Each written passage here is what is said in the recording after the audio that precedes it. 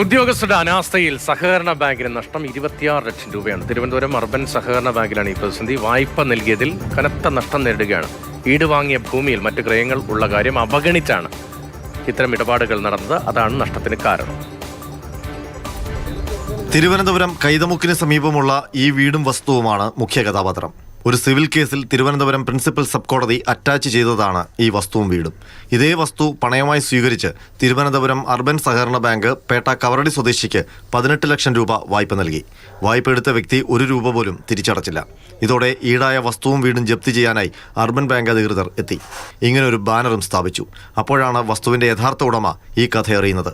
വഞ്ചൂർ സ്വദേശി അഭിഭാഷകനായ സുരേഷ് കുമാർ ബാങ്കിന്റെ ഈ നീക്കത്തിനെതിരെ രംഗത്ത് വന്നു. സാധാരണഗതിയിൽ ഒരു കോപ്പറേറ്റീവ് ബാങ്കിൽ നമ്മൾ ഒരു വായ്പയ്ക്ക് വേണ്ടി സമീപിക്കുമ്പോൾ അവർ കുറഞ്ഞ പക്ഷം 13 വർഷത്തെയെങ്കിലും ബാധ്യതാ സർട്ടിഫിക്കറ്റ് ആവശ്യപ്പെടാറുണ്ട്.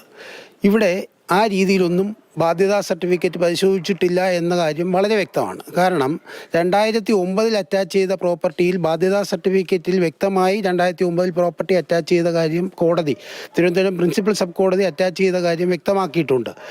അത് പരിശോധിക്കാതെയാണ് 2014 ഈ പറയുന്ന വായ്പാക്കാരന് ഏകദേശം 18 ലക്ഷം രൂപ, അയാളുടെ തിരിച്ചടവ് കപ്പാസിറ്റി നോക്കിയിട്ടില്ല, ഒന്നും നോക്കിയിട്ടില്ല, ബാങ്കിൻ്റെ ഈ ഭൂരേഖകളൊന്നും പരിശോധിക്കാതെയാണ് ഈ രീതിയിൽ വായ്പ നൽകിയിട്ടുള്ളത്.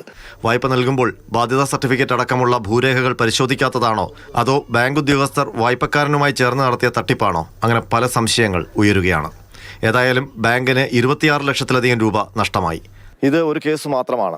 ഇത് ആവർത്തിക്കുകയാണെങ്കിൽ ഇതേ ബാങ്കിൽ ഇതേ ഉദ്യോഗസ്ഥർ ഇത്തരം പിഴവുകളിലൂടെ ലക്ഷങ്ങളുടെ നഷ്ടം ആ ബാങ്കിന് വരുത്താനുള്ള സാധ്യതയുമുണ്ട്. തട്ടിപ്പ് മറയ്ക്കാനുള്ള നീക്കങ്ങൾ അണിയറയിൽ നടക്കുമ്പോൾ ഭൂമി വധിച്ചു നൽകിയതടക്കമുള്ള രേഖകൾ സഹിതം ഭൂവുടമ ഇപ്പോൾ ബാങ്കിനെതിരെ കോടതിയെ സമീപിക്കാൻ ഒരുങ്ങുകയാണ്. മാതൃഭൂമി ന്യൂസ്, തിരുവനന്തപുരം.